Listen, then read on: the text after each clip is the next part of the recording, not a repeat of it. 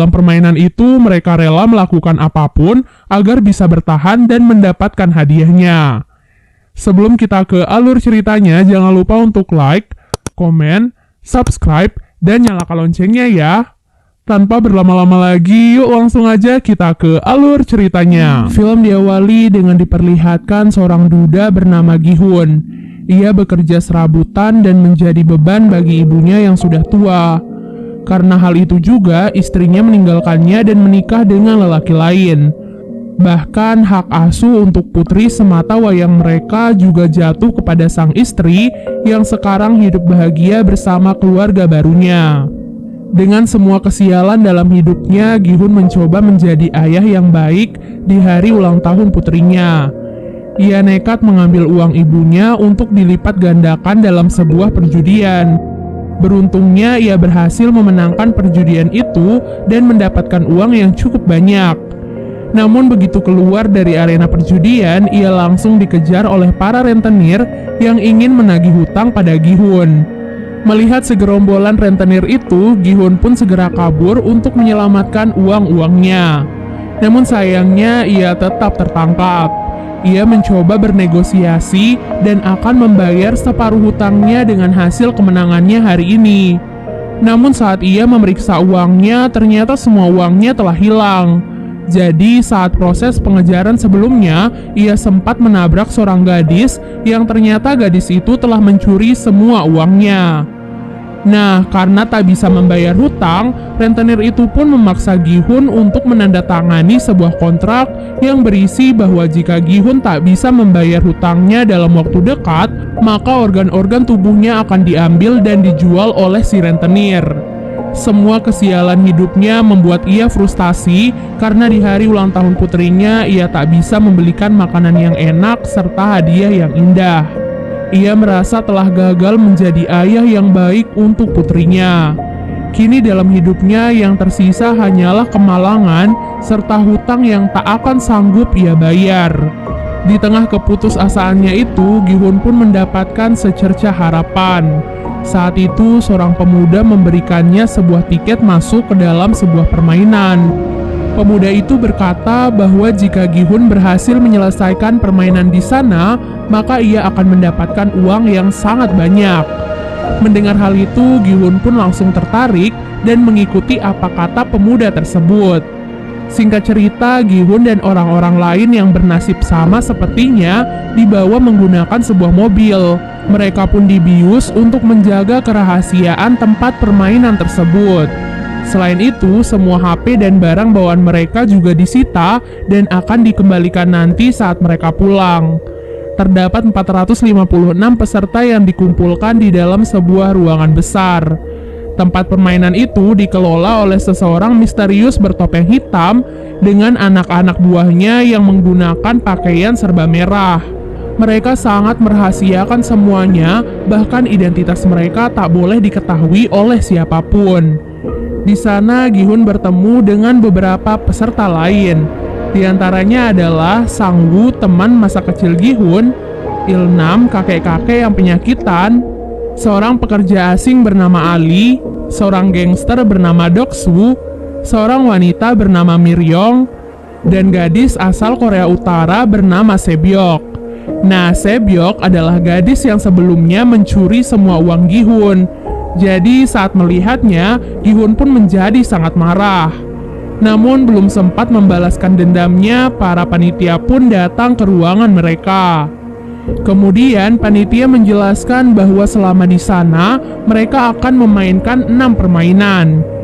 Adapun beberapa aturan yang harus disetujui oleh para pemain sebelum memulai permainan, di mana pemain tidak boleh berhenti di tengah permainan, lalu pemain yang menolak bermain akan langsung dieliminasi, dan yang terakhir, permainan akan dihentikan jika mayoritas dari peserta menyetujuinya. Setelah menyetujui semua persyaratan itu, para peserta pun diarahkan ke ruangan berbeda untuk memulai permainan yang pertama. Permainan pertama yang akan mereka mainkan adalah lampu merah, lampu hijau. Terdapat sebuah robot raksasa di ujung ruangan yang akan bertugas sebagai penjaga. Nah, saat sang robot berkata lampu hijau, para pemain diperbolehkan untuk bergerak secepat mungkin agar mereka bisa segera sampai di garis finish sebelum waktunya habis. Namun, saat robot itu berkata lampu merah, maka para pemain tidak boleh bergerak sama sekali. Karena jika ketahuan oleh si robot, maka mereka akan langsung dieliminasi. Terdengar cukup simpel ya, namun kenyataan yang sebenarnya jauh lebih mengerikan. Bagaimana tidak, maksud dieliminasi dari permainan bukan hanya sekedar dikeluarkan, tapi ditembak hingga tewas. Peluru datang dari berbagai sudut. Semuanya telah diatur agar langsung menembak siapapun yang bergerak selama lampu merah. Karena hal itu, para peserta pun terkejut dan mulai berhamburan di arena permainan. Sayangnya tindakan itu bukannya membantu mereka, melainkan membuat mereka semua mati sia-sia. Gi-hun dan beberapa pemain yang masih tersisa terpaksa harus terus menyelesaikan permainan meskipun mereka harus melihat ratusan mayat yang tergeletak tak terurus di sekitar mereka. Mereka harus tetap berkonsentrasi agar bisa segera sampai di garis finish dengan aman dan tidak kehabisan waktu. Mereka yang sudah melewati garis finish sebelum waktu habis akan dinyatakan lolos dari permainan pertama dan berhak melaju ke permainan selanjutnya. Gi-hun yang sebelumnya tertinggal mencoba untuk berlari sekencang mungkin di detik-detik terakhirnya. Namun sayangnya ia malah terpeleset dan hampir jatuh. Beruntungnya Ali yang berada di belakang Gi-hun berhasil menarik bajunya sehingga ia bisa bertahan dan akhirnya lolos dari permainan pertama. Sedangkan mereka yang masih tersisa karena kehabisan waktu langsung dinyatakan kalah dan ditembaki satu persatu. Setelah menyelesaikan permainan pertama, para peserta pun kembali dikumpulkan di kamar mereka. Dari 456 peserta, kini hanya tersisa 201 peserta saja. Para peserta yang masih tersisa sangat ketakutan karena apa yang terjadi di permainan pertama. Alhasil, mereka pun sepakat untuk menyudahi semua itu dengan melakukan voting. Sebelum melakukan voting, panitia mengingatkan kepada mereka bahwa kini hadiah yang terkumpul sudah mencapai lebih dari 25 miliar. Hal itu diakumulasikan dengan jumlah para peserta yang telah gugur. Dan jika mereka memilih untuk berhenti dari permainan ini, maka mereka akan dipulangkan tanpa membawa uang sepeser pun. Hal itu tentu membuat mereka semua menjadi goyah. Namun pada akhirnya dengan selisih 1 suara saja, mereka pun sepakat untuk menyudahi permainan tersebut.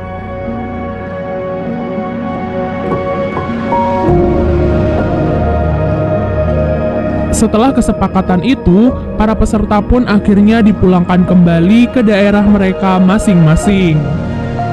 Keesokan harinya, Gi-hun memutuskan untuk pergi ke kantor polisi dan melaporkan sindikat permainan yang kejam sebelumnya. Ia pun menceritakan semua kejadiannya sejak awal mereka dibawa sampai kembali dipulangkan. Polisi yang mendengar semua ceritanya hanya bisa tertawa. Kemudian Gi-hun pun memberikan tiket permainan yang sebelumnya ia dapatkan dari pemuda misterius sebelumnya. Di sana terdapat sebuah nomor telepon yang bisa dihubungi. Namun ketika si polisi mencoba mengkonfirmasi nomor itu, yang mengangkatnya malah seorang wanita biasa. Hal itu pun membuat polisi marah kepada Gi-hun dan menganggapnya telah gila. Tak lama kemudian, seorang polisi bernama Junho baru saja tiba di kantor polisi tersebut. Entah apa alasannya, ia terlihat tertarik dengan tiket permainan yang dibawa oleh Gi-hun. Ia bahkan meminta identitas Gi-hun pada para polisi yang mendengarkan cerita Gi-hun sebelumnya. Junho sepertinya mengetahui sesuatu yang janggal dari permainan tersebut. Tak disangka, ia juga memiliki tiket yang sama persis dengan milik Gi-hun. Tiket itu diketahui milik kakaknya yang sudah lama menghilang. Junho pun merasa bahwa kakaknya pasti ada di tempat permainan tersebut. Di tempat lainnya, Gi-hun yang pulang ke rumahnya merasa kebingungan mencari ibunya. Ternyata ibu Gi-hun saat ini dirawat di rumah sakit karena menderita penyakit diabetes akut. Bahkan dokter menyarankan kepadanya untuk segera melakukan operasi. Namun sang ibu justru memilih untuk pulang karena tak sanggup membayar biaya pengobatan di rumah sakit. Hal itu pun membuat Gi-hun sedih dan kecewa pada dirinya sendiri. Ia bahkan nekat meminjam uang pada mantan istrinya demi bisa membayar biaya pengobatan ibunya.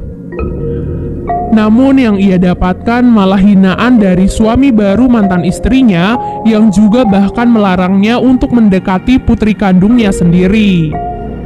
Hal itu pun tentu membuat Gi-hun marah dan langsung menghajar lelaki tersebut. Kini Gi-hun pun sadar bahwa apa yang dikatakan panitia permainan itu benar adanya. Dunia luar jauh lebih kejam dari apa yang terjadi di dalam sana. Mereka akan tetap dikejar hutang dan mati di tangan rentenir. Semua kenyataan pahit dunia pun membuat Gi-hun dan yang lainnya tertarik untuk masuk lagi ke dalam arena permainan. Pada malam harinya mereka semua pun berkumpul dan dijemput seperti saat pertama kali ikut serta. Namun kini yang berbeda adalah mereka bisa lebih mempersiapkan diri karena sudah tahu apa yang akan terjadi di dalamnya. Dari arah lain, Junho ternyata juga ikut menyusup ke dalam mobil. Kali ini ia bertekad untuk bisa masuk ke dalam arena permainan agar bisa menemukan kakaknya yang hilang. Ia pun menghajar seorang panitia dan mengambil kostumnya agar ia bisa menyamar tanpa diketahui oleh siapapun.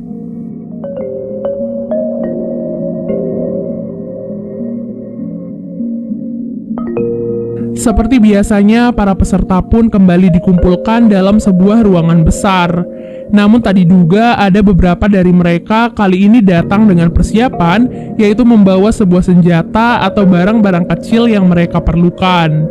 Dari 201 peserta awal, kini tersisa 187 orang yang memutuskan untuk ikut serta kembali. Yang berarti hadiahnya juga semakin bertambah. Di waktu yang sama, Junho yang kebingungan juga kini harus menyamar menjadi panitia di dalam aula permainan tersebut.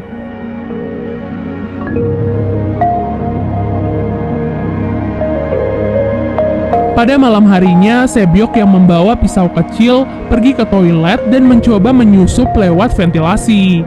Dengan bantuan Miryong, ia pun berhasil masuk ke dalam ventilasi dan melihat apa yang terjadi di ruangan lainnya. Di sana ia melihat bahwa para panitia sedang membuat gulali berskala besar. Namun ia tak tahu apa yang akan dilakukan dengan semua gula tersebut. Keesokan harinya para peserta pun bersiap dan dikumpulkan untuk memainkan permainan yang kedua. Sebelum memulai permainan, Sang Woo bertanya kepada Sebyok tentang apa yang ia lihat kemarin malam. Ia pun berkata bahwa permainan kali ini pasti merupakan permainan masa kecilnya. Sedangkan Sebyok yang berasal dari Korea Utara pasti akan kesulitan.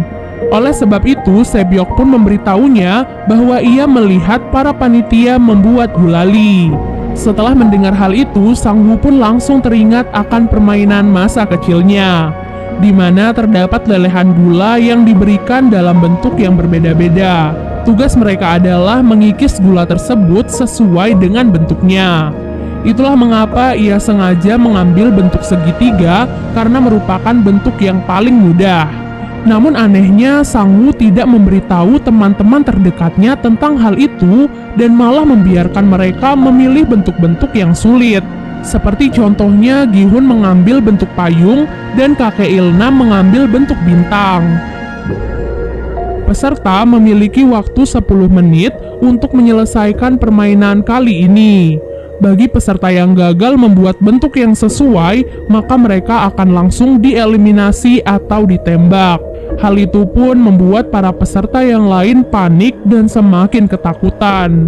Mereka semua berusaha sekeras mungkin untuk mendapatkan pola yang diinginkan.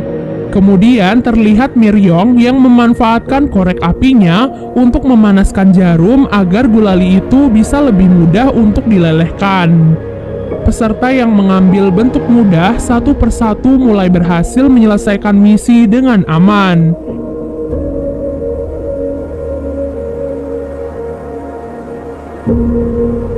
Namun yang menjadi masalah adalah para peserta yang mengambil bentuk-bentuk yang sulit. Ditambah mereka juga dikejar oleh waktu yang semakin berkurang. Dalam proses permainan itu, Junho pun mulai dicurigai oleh panitia lain karena ia terlihat kebingungan dan seperti tidak mengetahui tugasnya di sana. Di menit-menit terakhir, Gi-hun pun mendapatkan ide cemerlang agar ia bisa menyelesaikan misi dengan cepat. Saat itu, ia melihat bahwa gulali mereka telah memiliki polanya.